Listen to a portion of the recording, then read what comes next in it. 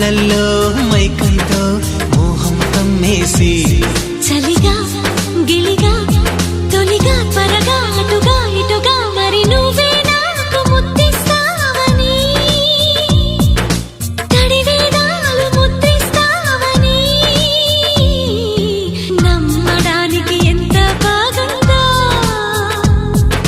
నీకోసం రెక్కల గుర్రం ఎక్కి వస్తానని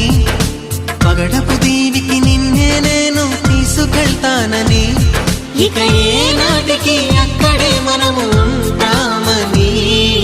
నమ్మడానికి ఎంత బాగుందో